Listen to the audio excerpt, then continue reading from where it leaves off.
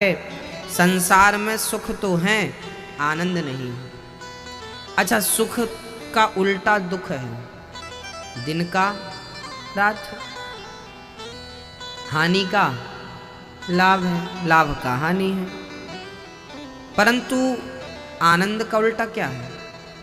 सुख का दुख, दुख का सुख, दिन का रात, रात का दिन, है ना। आनंद का उल्टा क्या है? कुछ भी नहीं।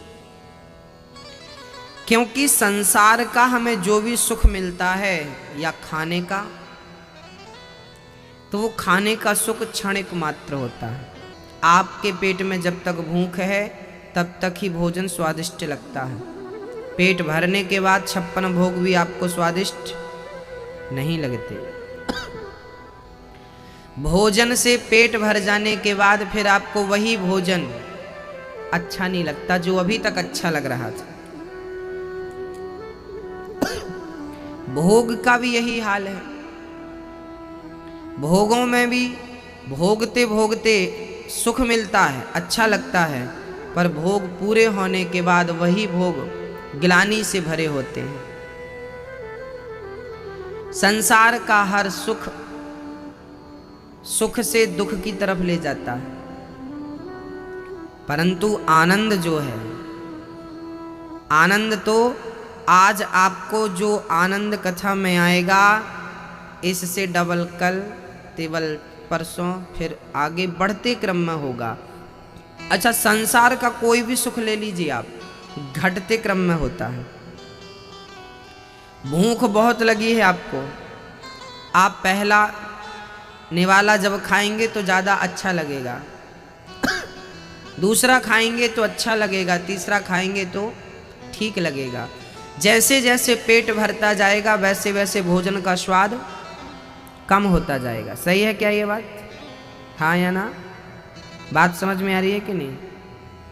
आ रही है तो बोलो नहीं आ रही है तो क्या? भोजन जैसे जैसे आप करते हैं वैसे वैसे आपका पेट भरता है, और जैसे जैसे पेट भरता है वैसे वैसे भोजन का स्वाद कम होता जाता है। पहला रसगुल्ला खाया बहुत अच्छा लगा, दूसरा खाया बहुत अच्छा लगा, तीसरा खाया ठीक लगा, चौथा खाया बस बस साहब बहुत पेट भर गया। नहीं, पांचवा भी खाओ, छठवा भी खाओ, और 10वां कोई खिलाए तो खा पाओगे आप? बहुत ज़्यादा मीठा। पहले रसगुल्ले में जो स्वाद था वो 10वें रसगुल्ला में मिला क्या? मतलब स्वाद घटते क्रम में हुआ। पहले में ज़्यादा था, फिर नेक्स्ट में कम, फिर नेक्स्ट में कम कम। संसार का कोई भी सुख लीजिए आप, शादी में बड़ा सुख मिलता है, शादी होगी साहब, बहुत बढ़िया पत्नी है, बहुत बढ़िया पति है, बहुत सुकून है, बहुत सुख है, शादी में सुख मिला, पर वही सुख धीरे धीरे घट गया, है ना।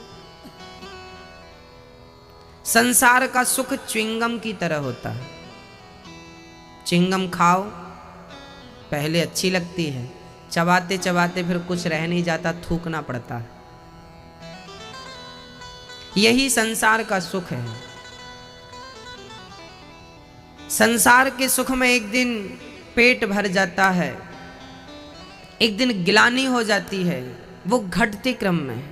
जबकि भगवान की कथा का जो सुख है, भजन का जो सुख है, वो सुख कभी घटता नहीं भक्तों।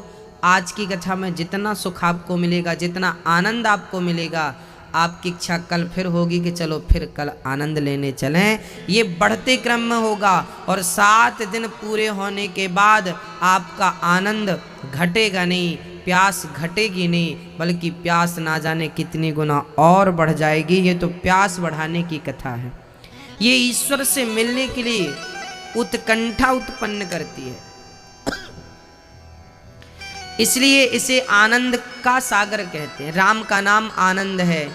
अच्छा, जितने भी गाने आपने सुने, महीने 2 महीने में पुराने हो जाते हैं कि नहीं? जो फिल्म आज आई, जो गाना आज सुना आपने, फिल्मी गाने, वो हफ्ते 2 हफ्ते, महीने 2 महीने बाद पुराने हो जाते हैं कि नहीं? साल भर बाद तो बिल्कुल ओल्ड हो जाते हैं। हाँ या ना भाई? ये पुराना गाना है। पर अभी हमने आपको कीर्तन कराई, श्री राम जय जय राम। क्या आप में से कोई ये कहेगा कि ये कीर्तन तो पुरानी है? नहीं। सुबह का अखबार शाम के लिए पुराना हो जाता है और कल का अखबार तो आज के लिए पूरा पुराना है। आप कल का अखबार नहीं पढ़ते, आज का पढ़ेंगे ना ताजा। अखबार 24 घंटे के भीतर पुराना हो जाता है, पर भगवान का नाम करोड़ों साल से हमारे बाप दादे जपते आ रहे हैं, वही राम का नाम आज जब सुनते हैं तो नयापन लगता है। वो पुराना कभी नहीं होता, कभी भी वो नाम, वो कीर्तन, वो भजन, कथा कब से आप लोग सुन रहे हैं? भागवत की कथा, ध्रुव चरित्र कितनी बार आपने सुना होगा? कितनी बार आप लोग सुनते हैं कि कैकेयी माँ ने राम को 14 साल के लिए वनवास भेज दिया? कितनी बार सुना होगा, परंतु फिर भी जब जब ये प्रसंग हम आपको सुनाते हैं या कोई भी सुनाए, आपको नयापन लगता है कि नहीं? बोलो हाँ या ना। राम को 14 साल के लिए कैकेयी ने वनवास भेजा। ये बात आप लोगों ने कितनी बार सुन ली होगी अपनी जिंदगी में? बोलो हाँ या ना, सुनी कि नहीं? कितनी बार आपने राम का कीर्तन किया होगा, राम की कथा सुनी होगी, कृष्ण के बारे में सुना होगा, कृष्ण जन्म लिए मथुरा चले गए, लीलाएं की। कितनी बार आपने उनकी लीलाएं, माखन चोरी लीला, गोवर्धन लीला, ना जाने आपने कितनी बार सुन ली होगी।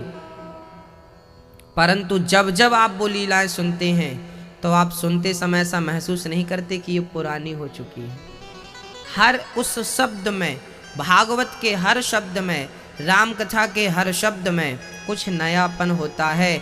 इसलिए जो कभी पुराना ना हो, जो कभी पुराना ना हो उसी का नाम पुराण है। पुराना ही नहीं होता, सदियों से चले आ रहे। जो नयापन हृदय तक पहुंचाता रहे वो कथा है, आनंद का सब्जेक्ट। भगवान करते क्या हैं? विश्वोत्पत्त्यादि हेतवे, ईश्वर विश्व की उत्पत्ति, पालन और संहार करते हैं। अच्छा, भगवान का ना रोज का काम है कुछ कुछ। क्या करते हैं? विश्व की उत्पत्ति करते हैं, पालन करते हैं और संहार करते हैं। ये दुनिया को बनाना, ये दुनिया को बनाना, बना के फिर चलाना, बस इसी का काम है। बड़ा जबरदस्त इसका इंतजाम है ना? ये दुनिया को बनाना, ये दुनिया को बनाना, बना के फिर चलाना, बस इसी का काम है। बड़ा जबरदस्त इसका इंतजाम है। बहुत गजब। भगवान करते क्या है? विश्व की उत्पत्ति, पालन, संहार। ये रोज का काम है भगवान का। पालन, संसार को बनाना, चलाना और पालन करना। ये सृष्टि किसने बनाई? किसने बनाई? ईश्वर ने बनाई। अच्छा, आपको बनाया तो ईश्वर ने है, ऐसा नहीं कि बना के छोड़ दिया लावारिस। नहीं, पालन करते हैं, इसलिए उनका नाम पालनहार है। बनाते हैं फिर पालन करते हैं, आपका, हमारा, सबका। अच्छा बताओ, भगवान पालन के, अभी आपका पालन कौन कर रहा है? बताओ। आप कहेंगे गुरुजी हमारा पालन तो हमारे माँ बाप करते हैं, पालन वो कर रहे हैं ना। इनडायरेक्ट सबके पालनहार श्री कृष्ण ही हैं, श्री राम ही हैं। कैसे पालन करते हैं वो समझते हैं। किसान खेत में बीज बो देता है, यदि भगवान ना चाहें तो क्या फसल अंकुरित होगी? कुछ होगा?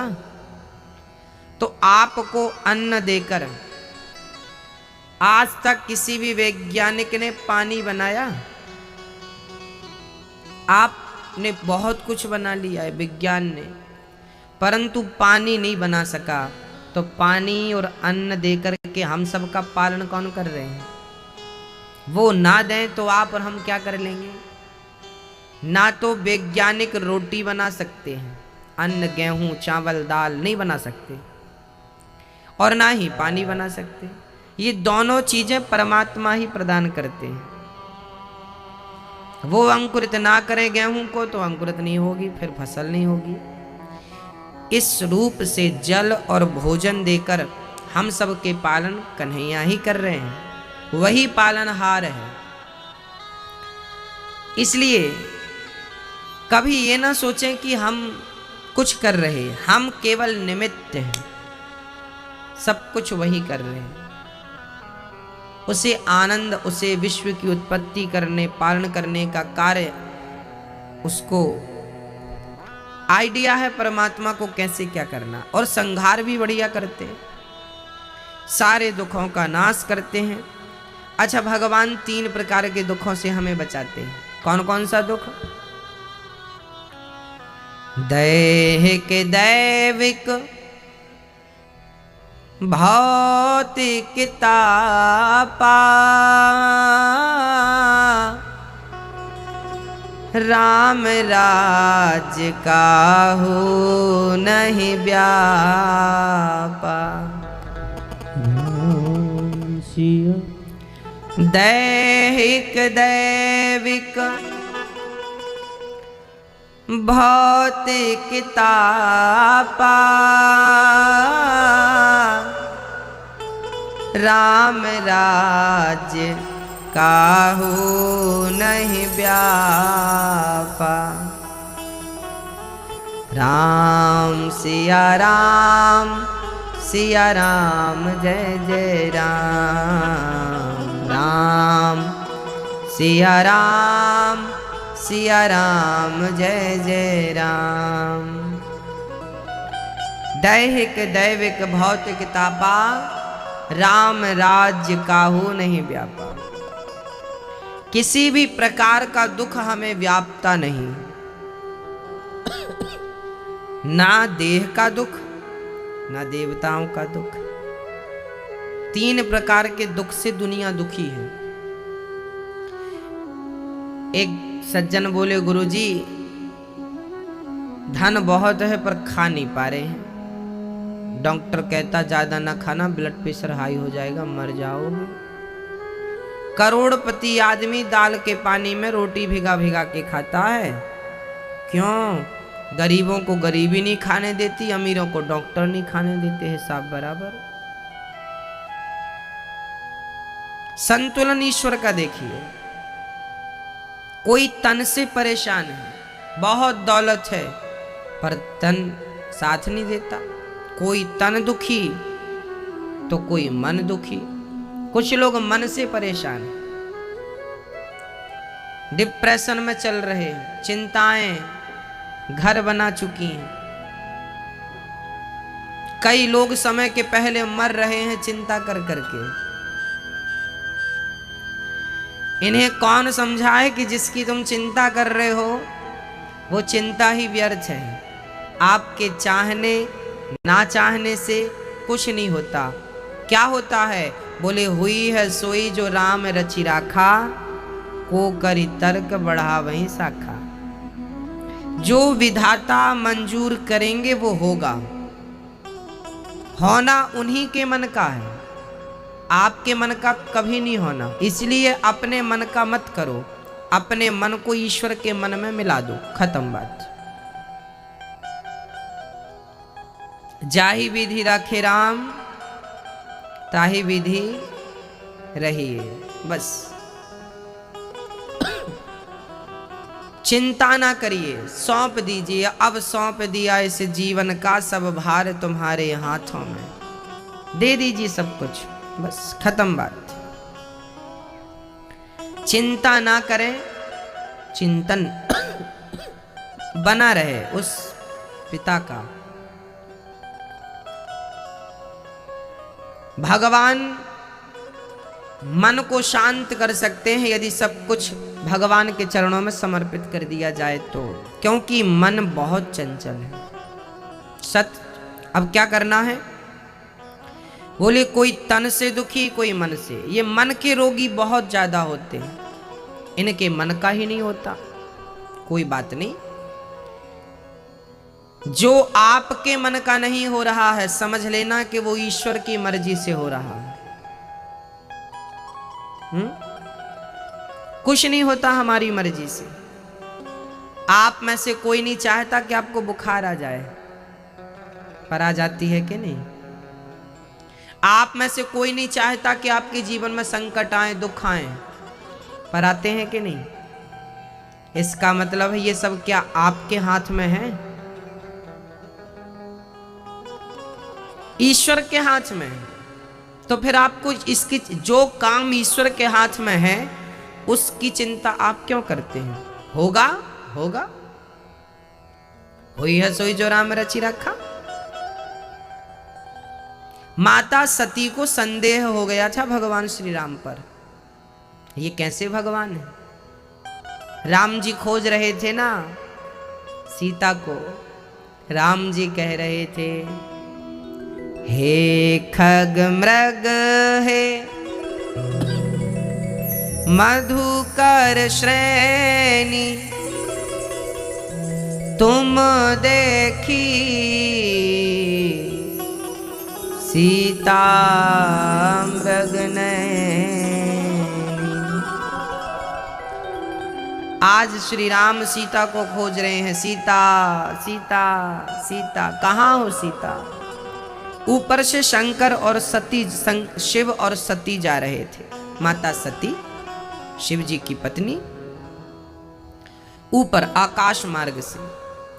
सती और शिव जी जब गए तो भगवान शिव ने राम को प्रणाम किया। जय जय जय सच्चिदानंद जगदीशा, आपकी जय हो। सती बोली, आप किसे प्रणाम कर रहे हैं? शंकर जी बोली, यही तो राम है जिनकी अभी अभी आप कथा सुन के आई हो, यही भगवान है। अब सती को डाउट हुआ, संदेह, कि भगवान तो अंतर्यामी होता है, उसे तो सबकी पता है, ये कैसा भगवान जिसे खुद की पत्नी ही पता नहीं? यदि ये भगवान था या है तो इसे तो सब पता, क्योंकि भगवान को तो सब पता होता, सब जानता है। ये कैसा? शंकर जी ने समझाया, ना ना ना ना, ये भगवान तो हैं पर अभी ये लीला कर रहे हैं। सती बोली, नहीं नहीं नहीं, कुछ गड़बड़ है। आज आपने भांग ज्यादा पी ली है, आपको कोई भी भगवान दिख रहा है। सती बोली कि यदि ये भगवान है तो मैं परीक्षा ले लेती हूं। शंकर जी ने बहुत समझाया, सती ये भगवान है, मान लो मान लो। नहीं माना। सती जी गईं और जब जाने लगी तो ये बात भगवान शिव कह रहे हैं कि हुई है सोई जो राम रचि राखा, और को करी तर्क बढ़ावहीं सखा। जो होना है वो होके रहेगा, और जो नहीं होना वो कभी नहीं होगा। तो जो निश्चित है उसकी चिंता हम क्यों करें, और जो होना ही नहीं है उसकी भी चिंता हम क्यों करें?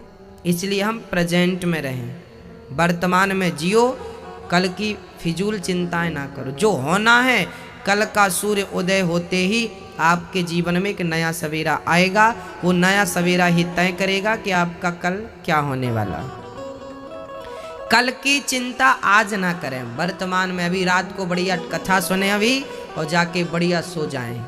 सुबह होगा सब देखेंगे। कल की चिंता में आज की रात बिगाड़ोगे तो बीमार पड़ जाओगे। चिंता वही करते हैं जो चिंतन नहीं कर पाते। जो चिंतन करते हैं चिंता करते ही नहीं। जिनका चिंतन कम है उनकी चिंताएं ज्यादा है, जिनका चिंतन ज्यादा है चिंताएं नहीं है। अंधकार वही है जहां दिया नहीं जला। आपके अंदर यदि ज्ञान का दीपक जला होता तो अज्ञान का चिंतन ना होता, अज्ञान ना होता, और फिर चिंता ना होती, अंधकार ना होता। माता सती गईं अच्छा, माता सती ने सीता का रूप बना लिया, गई राम जी के सामने खड़ी हो गई। लो राम, मैं आ गई आपकी पत्नी। राम बोले, माँ आप मेरी पत्नी नहीं हो, आप तो मेरी माँ हो, और अकेली खड़ी हो जंगल में। ये बताओ शंकर जी कहाँ हैं? सती जी को लगा मैं तो सीता के रूप में खड़ी हूं, हे भगवान आपने मुझे पहचान कैसे लिया? मैं तो आपकी पत्नी के रूप में थी। राम बोले कि देवी, स्वरूप बदल लेना तो सरल है, प्लास्टिक सर्जरी करा के कोई भी अपना स्वरूप बदल सकता है। स्वरूप बदल लेना सरल है, पर स्वभाव बदल लेना बड़ा कठिन है।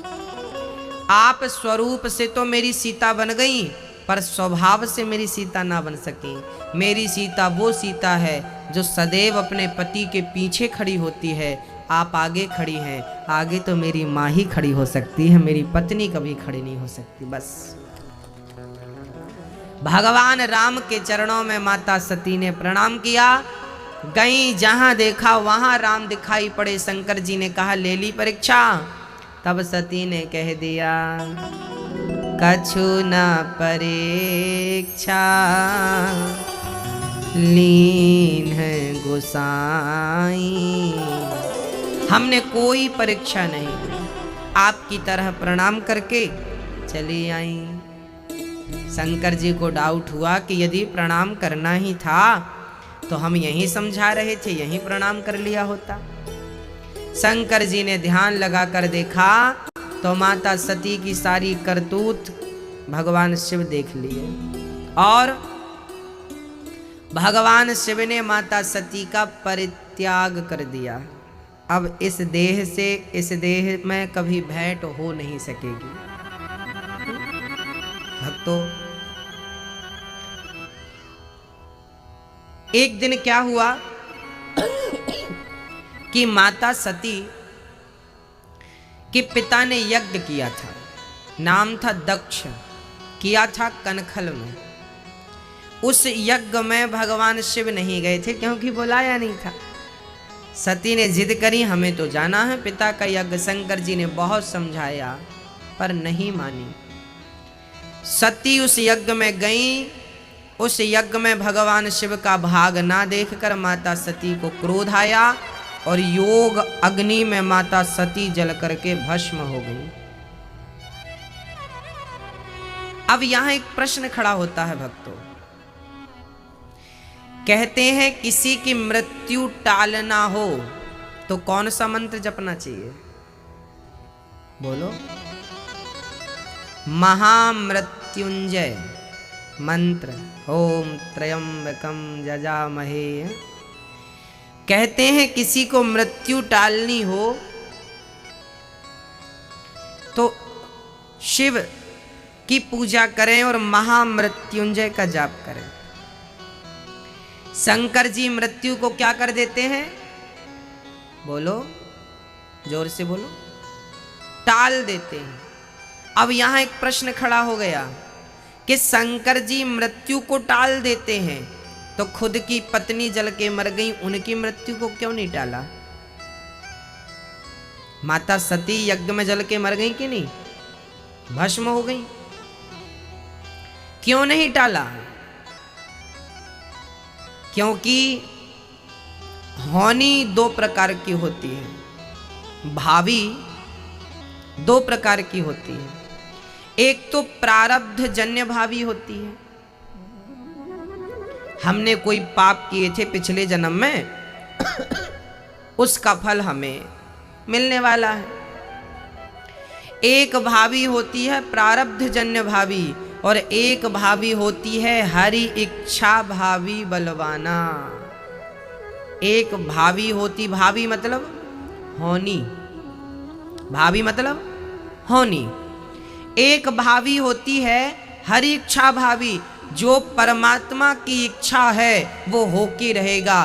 भगवान की इच्छा थी कि माता सती को संदेह हो। जब संदेह हुआ तो परीक्षा लेने गई, और जब परीक्षा लेने गई डाउट किया भगवान पर संस गीता में लिखा है, संशयात्मा विनश्यति। जब आप ईश्वर पर डाउट करते हैं, ईश्वर पर संदेह करते हैं, तो आपका नाश हो जाता है। इसका उदाहरण माता सती है। ईश्वर डाउट का, संदेह का नहीं, श्रद्धा का सब्जेक्ट। डाउट ना हो उस पर। डाउट हुआ, माता सती को जल के भस्म हो गई। यहां एक बात स्पष्ट हो गई कि माता सती भगवान की पत्नी, शिव की पत्नी, समाप्त हो गई जलकर। क्योंकि जो होना है वो होके रहेगा। इस होनी को क्या भगवान शिव दूसरों की मृत्यु टाल देते हैं? क्या खुद की मृत्यु को टाल सके? नहीं, जो होना है वो होके रहेगा, उसे शिव जी नहीं टाल सके। शिव जी आपकी और मेरी मृत्यु तो टाल सकते हैं, क्योंकि हमें जो मौत मिलनी है वो तो हमारे कर्मों के वश मिलनी है। पर माता सती को जो मौत मिली वो कर्मों के वश नहीं मिली, वो तो हरि इच्छा भावी बलवाना, वो तो ईश्वर की इच्छा थी। और जब ईश्वर की इच्छा होती है तो फिर ना शिव की इच्छा चलती है, ना तुम्हारी ना हमारी। फिर वही सती अब पार्वती के रूप में आई और अब भगवान की इच्छा हुई कि फिर इनका विवाह हो, और फिर शिव और पार्वती का विवाह हुआ। माता सती को हिमालय की बेटी बनना था, इसलिए ये लीला रची। ये तो अलग सब्जेक्ट हो गया। बस इतना समझिए कि जो होना है वो हो के रहेगा। आप बिल्कुल कल की फिक्र ना करें। तो भगवान दैहिक दैविक भौतिक तापा, जो भगवान की शरण में होते हैं, जो भगवान पर श्रद्धा रखते हैं, संदेह नहीं, संदेह रखा माता सती ने, समाप्त हो गई। जो ईश्वर पर श्रद्धा रखते हैं, संदेह नहीं, श्रद्धा रखोगे तो छोटा सा बंदर भी समुद्र में छलांग लगा के पूरे समुद्र को पार कर सकता है, केवल श्रद्धा के कारण। हनुमान जी के मुख में क्या था? हनुमान जी जब लंका गए तो राम जी ने उन्हें कुछ दिया था ना, कि ये सीता को दिखाना। क्या दिया था? क्या क्या दिया था मैया जी? अंगूठी, मुद्रिका।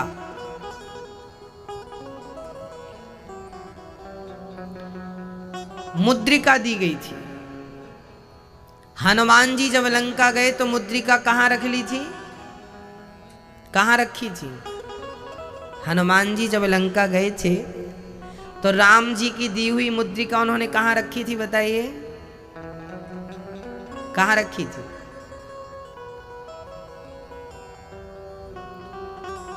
मुख में। प्रभु मुद्रिका मेली मुख माही। कहां रखी थी? बोलो जोर से। मुख में। किसी ने हनुमान जी से कहा, हनुमान जी आपने ये अंगूठी मुख में रख ली, बताइए क्या अंगूठी मुख में रखने की चीज होती है? नहीं। तो फिर आपने मुख में क्यों रख ली? आप तो ज्ञानी नामाग्रगण्यम है, ज्ञानी हैं आप, हनुमान जी हैं। आपने अंगूठी मुख में क्यों रख ली? तब हनुमान जी ने कहा कि अंगूठी तो मुख में नहीं रखना चाहिए, पर अंगूठी में जो लिखा है वो तो मुख में ही रखना चाहिए। क्या लिखा था? राम।